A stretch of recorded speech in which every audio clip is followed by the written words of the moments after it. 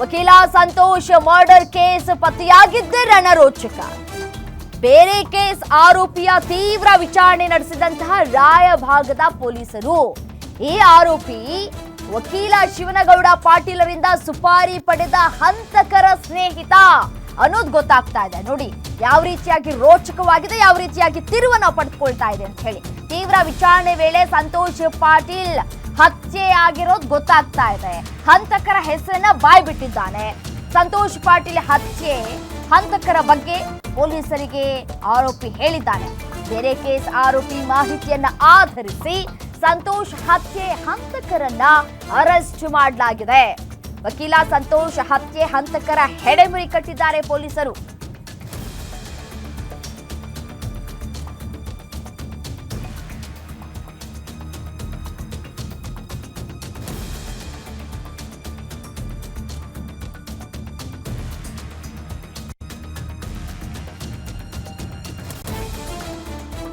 ಮಾಡಲಾಗಿದೆ.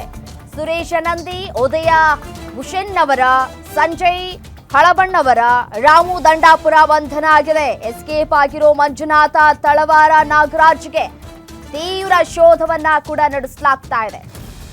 ಯಾವುದೋ ಕೊಲೆ ಕೇಸ್ನಲ್ಲಿ ಆರೋಪಿಯಾಗಿದ್ದವನ್ನ ತನಿಖೆ ಮಾಡಿದಂತಹ ಸಂದರ್ಭದಲ್ಲಿ ಲಾಯರ್ ಸಂತೋಷ್ ಅವರ ಕೊಲೆ ಯಾವ ರೀತಿಯಾಗಿ ಆಯ್ತು ಅನ್ನೋದನ್ನ ಬಾಯ್ಬಿಟ್ಟಿದ್ದಾನೆ. ನೋಡಿ, ಈತನೇ ಆರೋಪಿ.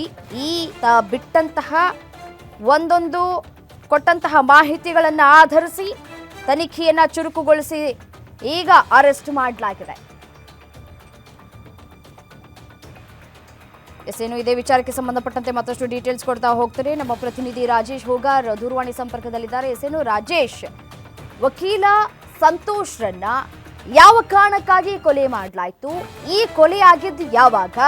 ಈ ಕೇಸ್ ಹಿಸ್ಟ್ರಿಯನ್ನ ನೋಡ್ತಾ ಇದ್ರೆ ಭಯಾನಕವಾಗಿದೆ ಅಂತ ಕಾಣಿಸ್ತಾ ಇದೆ. ಡೀಟೇಲ್ಸ್ ಕೊಡ್ತಾ ಹೋಗುದಾದ್ರೆ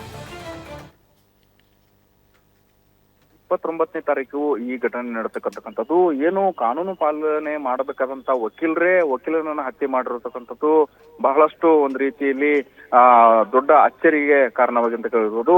ಏನು ರಾಯಭಾಗದಲ್ಲಿರುವಂತ 1.4 ಎಕರೆ ಜಮೀನಿನ ಏನು ಸಂಬಂಧಪಟ್ಟಂತೆ ಶಿವನಗೌಡ ಮತ್ತು ಸಂತೋಷ್ ಪಾಟೀಲ್ ಇವ್ರ ನಡುವೆ ಒಂದು ವ್ಯಾಜ್ಯ ಇರುತ್ತೆ. ಹೀಗಾಗಿ ಹಲವಾರು ಬಾರಿ ಕೋರ್ಟ್ ಮೆಟಲ್ ಕೂಡ ಹತ್ತಿರುತ್ತಾರೆ. ಈ ನಿಟ್ಟಿನಲ್ಲಿ ಏನು ಶಿವನಗೌಡ ಅವರು ಏನ್ ಮಾಡ್ತಾರಂದ್ರೆ ಏನು ಈ ಆಸ್ತಿಯನ್ನ ಕಬಳಿಸ್ಲಿಕ್ಕೆ ಒಂದು ಮಾಸ್ಟರ್ ಪ್ಲಾನ್ ಮಾಡ್ತಾರೆ. ಈತನನ್ನ ಏನಂತಂದ್ರೆ ನಾವು ಮುಗಿಸಿದ್ರೆ ಆ ಆಸ್ತಿಯನ್ನ ನಾವು ತೆಗೆದುಕೊಳ್ಬಹುದು ನಿಟ್ಟಿನಲ್ಲಿ ಏನಂತಂದ್ರೆ ಮಾಸ್ಟರ್ ಪ್ಲಾನ್ ಮಾಡಿ ಆತನನ್ನ ಮೊದಲು ಕಿಡ್ನಾಪ್ ಮಾಡುವಂತ ಕೆಲಸ ಮಾಡ್ತಾರೆ. ಕಿಡ್ನಾಪ್ ಮಾಡುವಂತ ಸಂದರ್ಭದಲ್ಲಿ ಏನಂತಂದ್ರೆ ಸುಪಾರಿ ಹಂತಕರಿಗೆ 14 ಲಕ್ಷ ರೂಪಾಯಿ ಕೊಟ್ಟು ಕಿಡ್ನಾಪ್ ಮಾಡಿ ಕೊಲೆ ಮಾಡ್ಲಿಕ್ಕೆ ಸುಪಾರಿಯನ್ನು ಕೊಟ್ಟಿರ್ತಾರೆ.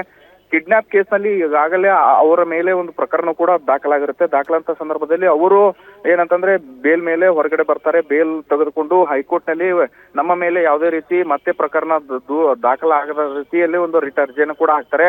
ನಂತರ ಪೊಲೀಸರು ಯಾವಾಗ ಈ ಪ್ರಕರಣ ಬೆನ್ನತ್ತಿದ್ದಂತ ಸಂದರ್ಭದಲ್ಲಿ ಬೇರೆ ಪ್ರಕರಣದಲ್ಲಿ ಭಾಗಿಯಾಗಿರ್ತಕ್ಕಂತ ಒಂದು ವ್ಯಕ್ತಿಯನ್ನ ಕರೆದುಕೊಂಡು ವಿಚಾರಣೆ ಮಾಡುವಂತ ಸಂದರ್ಭದಲ್ಲಿ ಮೂಲ ಆರೋಪಿಗಳು ಯಾರು ಸುಪಾರಿ ಏನು ಪಡೆದುಕೊಂಡಿರ್ತಾರೆ ಇವರ ಹೆಸರನ್ನು ಕೂಡ ಬಾಯನ್ನ ಬಿಟ್ಟಿರ್ತಾರೆ. ಹಿಂಗಾಗಿ ನಂತರ ಅವರನ್ನ ವಶಕ್ಕೆ ಪಡೆದು ವಿಚಾರಣೆ ನಡೆಸಿದಂತ ಸಂದರ್ಭದಲ್ಲಿ ಇವರು ಏನು ಸಂತೋಷ್ ಪಾಟೀಲ್ನನ್ನ ದಾಂಡೇಲಿಯ ರಾಮನಗರ ಹತ್ರ ನಿರ್ಜನ ಕಾಡು ಪ್ರದೇಶದಲ್ಲಿ ಹೋಗಿ ಅಲ್ಲಿ ಕೊಲೆ ಮಾಡಿ ಆತನ ಶವವನ್ನ ಸುಟ್ಟಿರ್ತಾರೆ.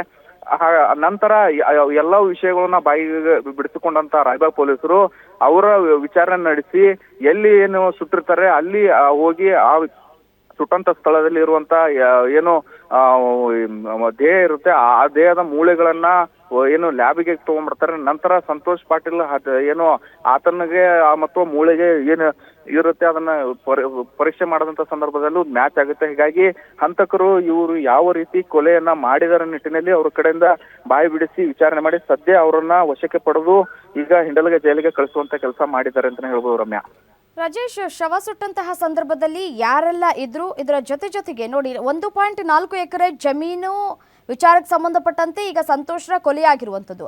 ಈ ಜಮೀನು ಎಷ್ಟು ಬೆಲೆ ಬಾಳುತ್ತೆ? 14 ಲಕ್ಷ ಸುಪಾರಿ ಕೊಟ್ಟರು ಅಂತಂದ್ರೆ ಅದು ಜಮೀನು ಬಹಳ ದೊಡ್ಡ ಮಟ್ಟದಲ್ಲಿ ಸೇಲ್ ಆಗತ್ತೆ ಅಂತ ಕಾಣಿಸುತ್ತೆ.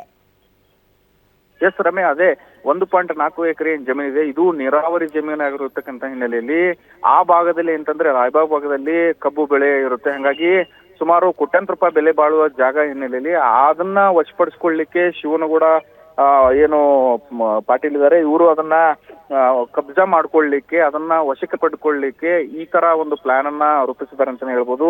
ಎಂತಂದ್ರೆ ಅದನ್ನ ನಾವು ಇದನ್ನ ಮುಗಿಸಿಬಿಟ್ರೆ, ಸಂತೋಷ್ ಪಾಟೀಲ್ ಮುಗಿಸಿದ್ರೆ ಅದು ಆಸ್ತಿ ನಮ್ಮದಾಗುತ್ತೆ ನಿಟ್ಟಿನಲ್ಲಿ ಏನು ಅವರ ಏನಂತ ಶಿವನಗೌಡ ಪಾಟೀಲ್ ಸಹಚಾರ ವಕೀಲರು ಕೂಡ ಒಂದು ಮಾಸ್ಟರ್ ಪ್ಲಾನ್ ಮಾಡ್ಕೊಂಡು ಏನು ಸುಪಾರಿ ಹಂತಕರಿಗೆ ಈ ಏನು ಇದನ್ನ ಕೊಲೆ ಮಾಡ್ಲಿಕ್ಕೆ ರಾಜೇಶ್, ಮತ್ತೊಂದು ಪ್ರಶ್ನೆ ಇಲ್ಲಿ ಉದ್ಭವ ಆಗತ್ತೆ. ಈಗ ಸಂತೋಷ್ ರವರನ್ನ ಕೊಲೆ ಮಾಡ್ಬಿಟ್ರೆ ಆ 1.4 ಲಕ್ಷ ಏನು 1.4 ಎಕರೆ ಜಮೀನು ಇವರ ವಶಕ್ಕೆ ಹೇಗೆ ಸಿಗುತ್ತೆ ಅನ್ನೋದು ಪ್ರಶ್ನೆ ಕೂಡ ಮೂಡುತ್ತೆ. ಯಾಕೆಂದ್ರೆ ಇವರ ಕುಟುಂಬಸ್ಥರ ಅಥವಾ ಇವರು ಬೇರೆಯವರ ಏನು ಅನ್ನೋದು ಕೂಡ ಪ್ರಶ್ನೆ ಮೂಡುತ್ತೆ. ಹೇಗೆ ಸಿಗುತ್ತೆ, ಹೇಗೆ ವರ್ಗಾವಣೆ ಆಗುತ್ತೆ ಈ 1.4 ಎಕರೆ ಜಮೀನು ಅನ್ನೋದು?